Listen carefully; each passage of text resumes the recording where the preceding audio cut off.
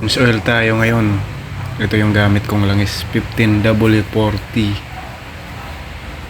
ng total. Tsaka ito ang oil filter natin, Partix Hino Parts Exchange. Tsaka air cleaner natin na yan, papalit din tayo.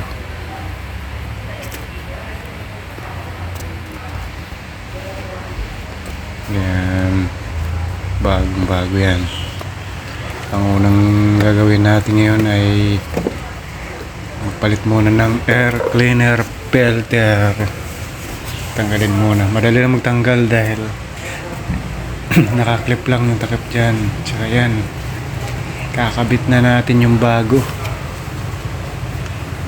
air cleaner filter. Yan, Juidin lang para pag binalik yung takip may lapat na maayos agad. Ayan, may clip yan, sinasabi ko, may mga clip lang yan, 3 clip, may guide. Ayan, clip natin. Ayan, yan, yan lang kadali ikabit yung air cleaner. Sunod naman natin ngayon yung oil filter ng makina gamit yung oil filter wrench na vice grip type. Tapos luwagan natin ng bahagya. Pag lumawag na, okay na yan, kaya na sa kamay yan pag lumawag na. Tapos susunod naman natin yung drain plug ng oil filter. I-drain muna natin yung laman dyan. Medyo marami-rami din yung laman dyan. Patuluin muna natin.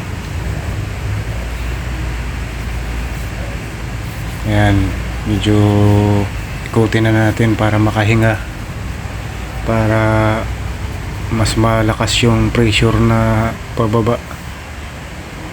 Ayan,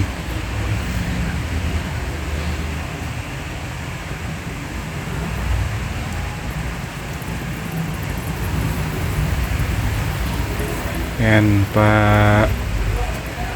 kunti na lang ang tulo ng laman niya.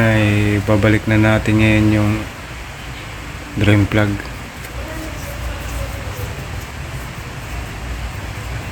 para hindi magkalat. Babalik lang natin, barahan lang natin yan. Ayan, taktak pa rin natin dahil may laman pa rin yan.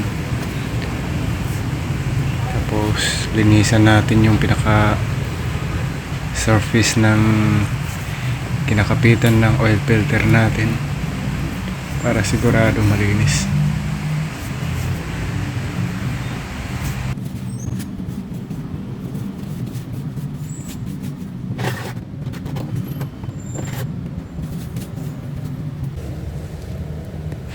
Nakita niya yung lalapatan niya. Tapos yung bagong oil filter natin, ayan, may guide dyan kung paano ikabit. So importante lalagyan din natin ng lubrication yung pinaka o-ring ng oil filter para sigurado. Ayan, recommended dito sa oil filter hand tightening. Gagamit lang ako ng liha para hindi madulas, para maganda yung grip. Mahigpitan natin ng maigi. Pag mahigpit na yan, di mo na ikot, okay na yan. Pero pag umandar, observe mo pa rin yan, lahat ng na yan, para sigurado.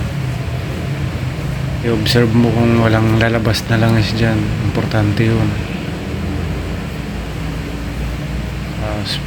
Tapos natin siyempre punasan natin para malinis. Sa makina, magdi-drain naman tayo ng langis. Tanggalin lang natin tong drain plug nya. Number pala to 24mm na sakit ang gagamitin. Di-drain na natin.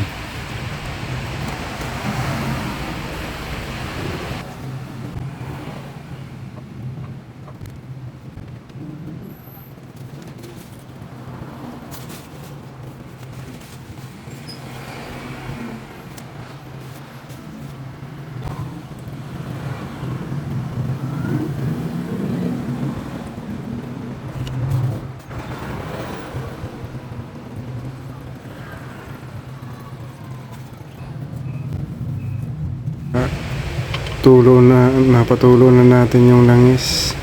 Patak-patak na lang, ibalik na natin yung drain plug.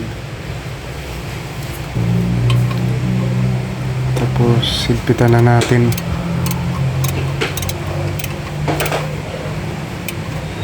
Tamang higpit lang. Saka siguraduhin din na hindi maluwag kasi delikado yan pag maluwag, tatagas dyan ang langis. Yan, yung na-drain yan, itim na. Yan, mag-ano naman tayo ngayon ng langis. Medyo pasok forward na tayo dito. Gamit natin dito lang is total, baka naman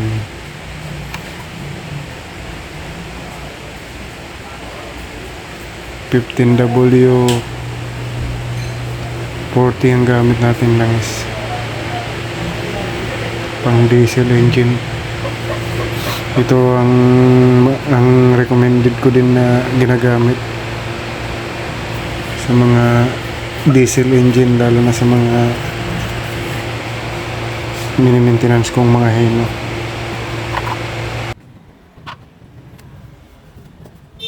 Ibabalik na natin yung filler cap. Graduhin lang mahigpit. Linis din para ano. Ayan, double check natin para sigurado. Bababa na natin yung ulo nya. Ayan naman ang gagawin na natin, magpapaandar na tayo.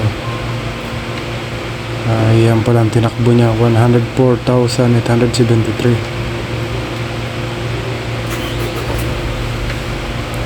Paandarin lang natin yan ng mga ilang segundo. Ko na pala susukatin yung label ng langis na to dahil kabisado ko na yung capacity nito. Halos 8 litro yung capacity ng engine oil nito. Ito ay Hino 300 series, NO4C yung engine niya.